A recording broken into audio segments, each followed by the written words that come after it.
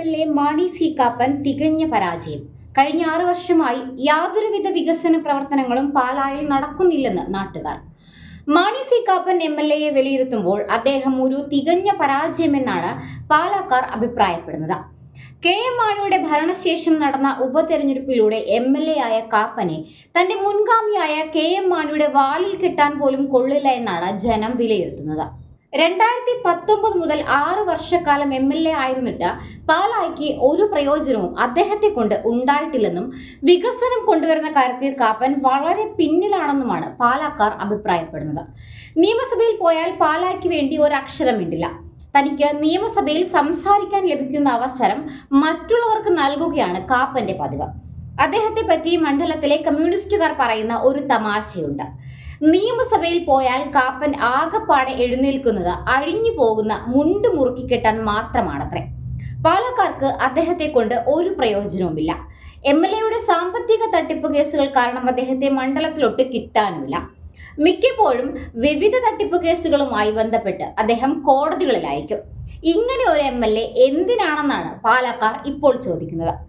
കഴിഞ്ഞ 6 വർഷം കൊണ്ട് ഒരു പഞ്ചായത്ത് റോഡിന് പോലും ഫണ്ട് വാങ്ങി നൽകുവാൻ കാപ്പന് കഴിഞ്ഞിട്ടില്ല എന്നാണ് LDF ഉയർത്തുന്ന വിമർശനം.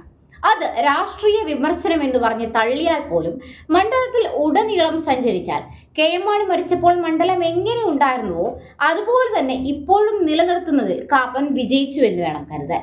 അതായത് KM മാണിയുടെ വികസനമല്ലാതെ മറ്റൊന്നുമില്ല. MP ഫണ്ടിൽ നിന്നും ചാഴിക്കാടനും ജോസ് കെ മാണിയും അനുവദിച്ചു നൽകിയ പദ്ധതികളും LDF സർക്കാർ നേരിട്ട് നടപ്പിലാക്കുന്ന പദ്ധതികളുമല്ലാതെ MLA എന്ന നിലയ്ക്ക് 5 പൈസയുടെ വികസനം കൊണ്ടുവരുവാൻ അദ്ദേഹത്തിന് സാധിക്കുന്നില്ല എന്നത് കഷ്ടം തന്നെയാണെന്നാണ് നാട്ടുകാർ പറയുന്നത്.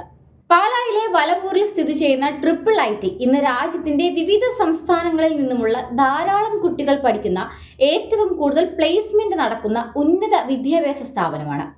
കേന്ദ്ര ധനകാര്യ വകുപ്പ് മന്ത്രിയായ നിർമ്മല സീതാരാമനാണ് കഴിഞ്ഞ ദിവസം അവിടുത്തെ ബിരുദ സർട്ടിഫിക്കറ്റുകൾ നൽകാനെത്തിയത് എന്നത് തന്നെ ഈ സ്ഥാപനത്തിന്റെ പ്രാധാന്യത്തിന് ഉദാഹരണമാണ്.